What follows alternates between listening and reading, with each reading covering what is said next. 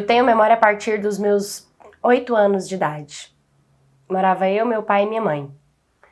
Meu pai, ele era um cara muito trabalhador. Ele era legal para as pessoas de fora. Todo mundo gostava dele. Todo mundo via como um cara exemplo.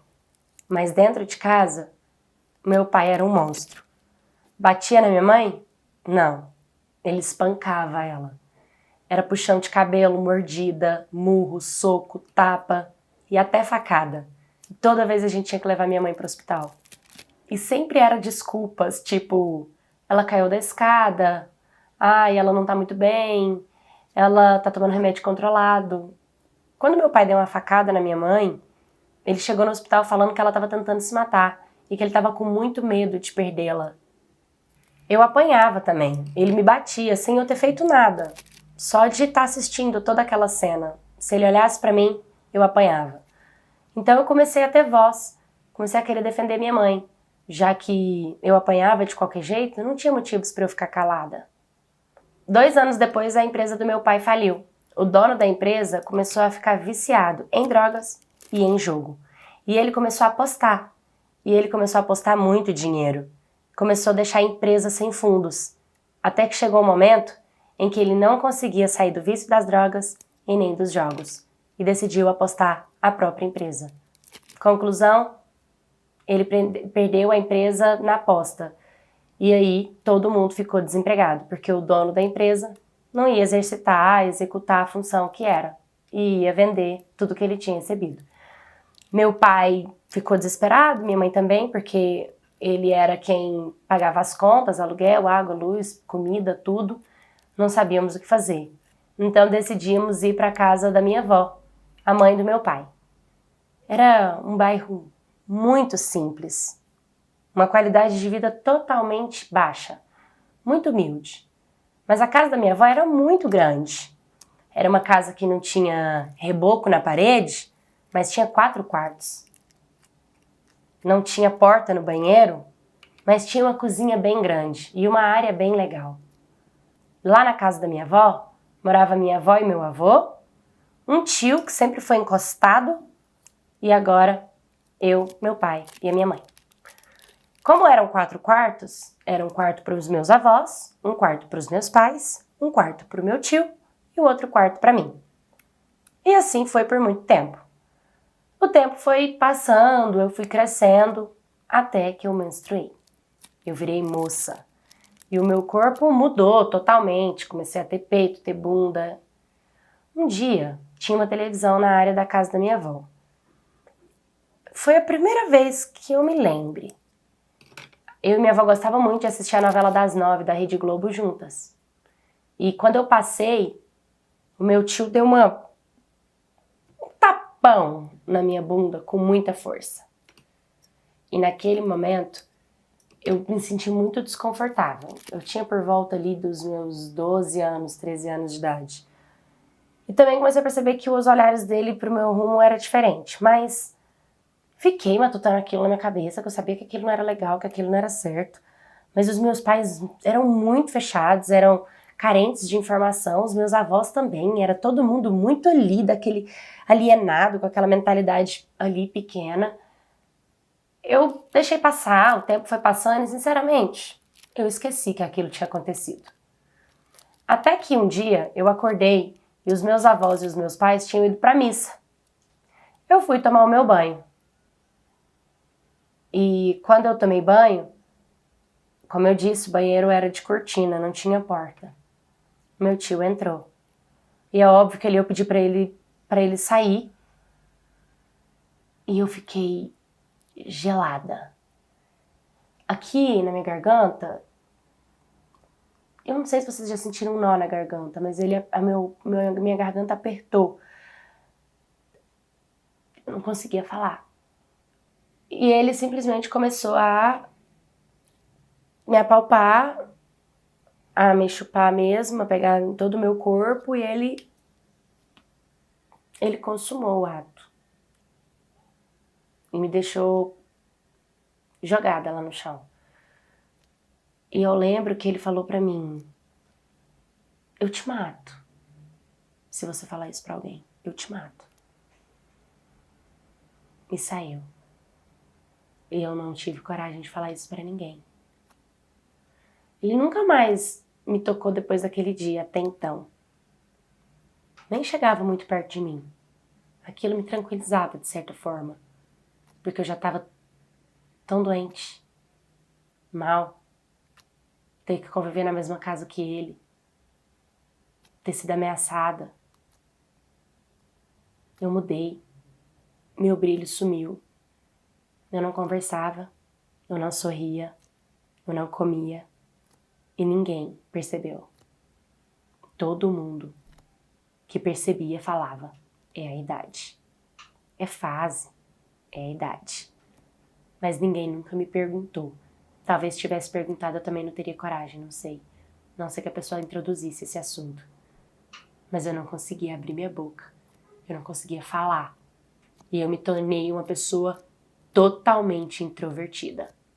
Totalmente. Os anos passaram, se não me engano, uns 2 anos, 3 anos depois, eu ganhei uma bicicleta do meu pai. E foi muito bom, assim, era meu aniversário, ele me deu essa bicicleta. E aí teve um dia que ele falou assim, vamos andar de bicicleta? Eu falei, vamos. E a gente foi. E tinha uns pezinhos, eu tava no pezinho, meu pai tava andando e tava legal, né? Apesar do meu pai ser um monstro em casa, continuar sendo um monstro em casa, na rua todo mundo gostava dele e as coisas tinham mudado um pouco na casa dos meus avós, então eu também tava mais madura. Ele chegou num lugar meio deserto e falou, tô cansado de pedalar, vamos sentar aqui. E eu sentei. Naquele momento, meu pai começou a passar a mão assim nos meus cabelos, acariciar o meu cabelo e começou a falar como eu era linda. E eu não sei porquê, mas internamente falando, eu gelei e veio aquela sensação do banho, no mesmo momento que eu senti o toque do meu pai. Então na hora eu levantei e falei assim, vamos embora. E naquele momento ele segurou na minha mão e falou assim, calma filhinha, você tá segura com o papai. E me puxou com muita força pra baixo, com que eu sentasse na parte íntima dele, isso ele sentado na calçada. Pensa, ele tentava me encaixar, eu sentia que ele tentava encaixar a minha bunda na parte dele, e ele tava... Eu não podia acreditar que aquilo estava acontecendo, 2 vezes de novo, e com meu pai. Quando eu senti aquilo, aquela sensação, eu levantei e falei, eu quero ir embora, vamos embora. Ele falou, tudo bem, vamos embora. E a gente foi embora. Só que dessa vez, eu fiquei muito mal, porque revivi um momento extremamente traumático, de novo, e dessa vez com meu pai.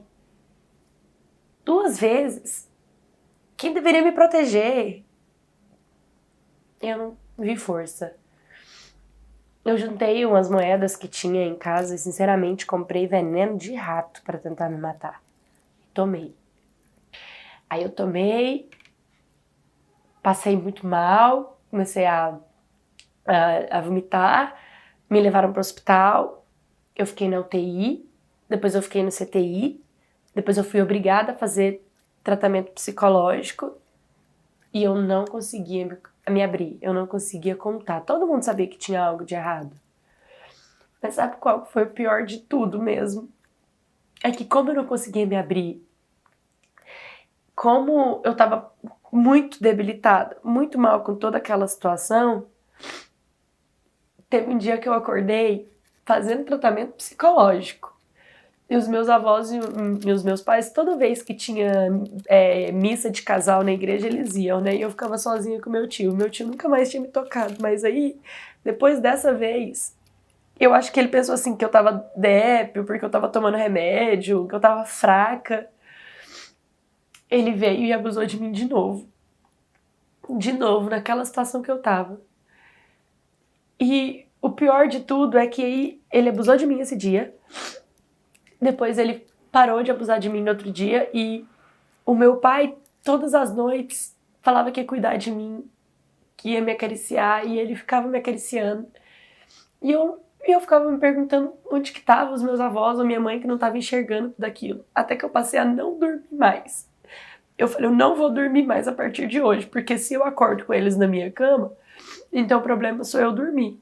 Era muita informação na minha cabeça, eram muitos traumas um em cima do outro para eu conseguir ter discernimento do que era certo ou errado. Então, eu passei a não dormir.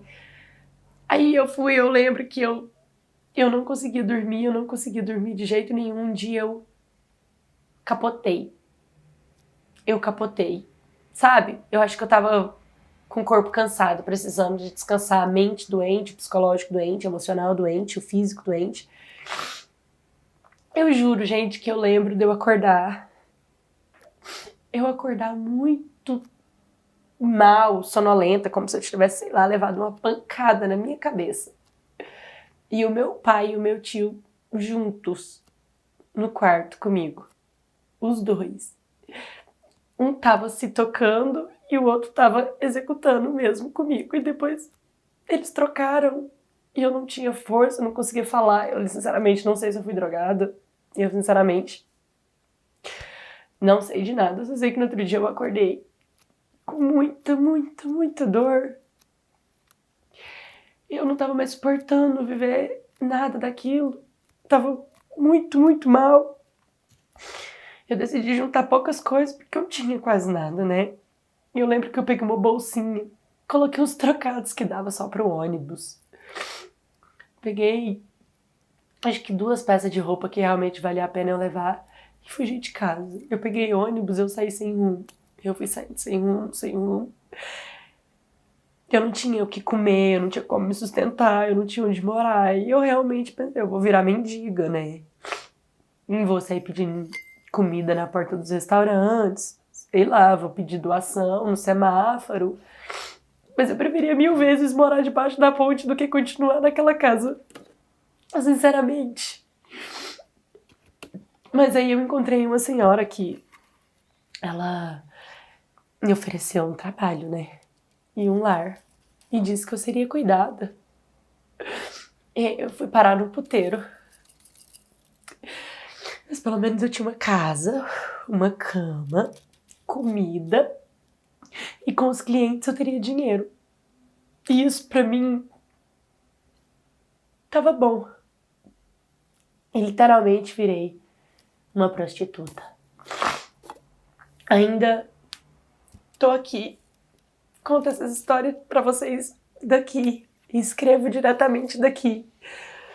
Não converso, não olho, não fui nunca mais na casa dos meus pais, tem 4 anos. E eu não tenho vontade de voltar. Sei que foi o meu tio que tirou a minha inocência junto com meu pai. E vivo na mão de um e de outro, tentando até hoje encontrar o sentido da vida. Oi, My Cats. Eu, sinceramente, analisei essa história do começo ao fim e só consigo enxergar uma vítima desde o seu nascimento. E eu acredito que ela fez as escolhas de acordo com que, digamos, a vida estava tocando e ela estava dançando.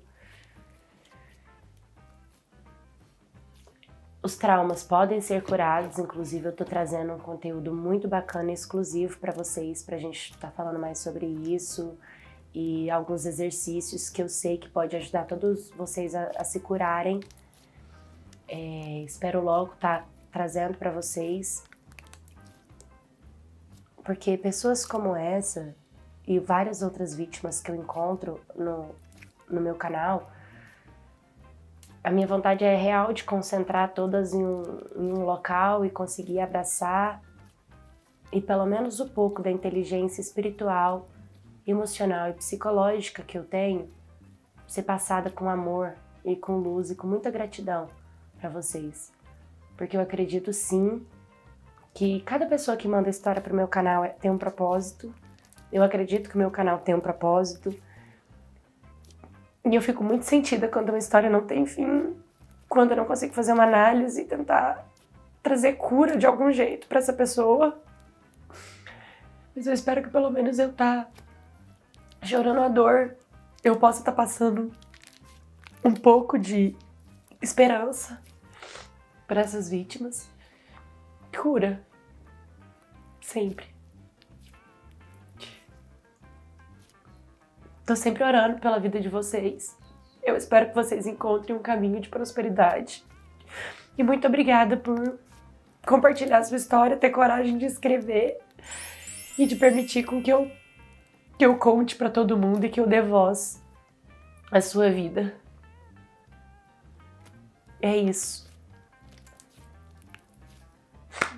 Mande sua história no canal, curta, comenta, compartilhe e se inscreva.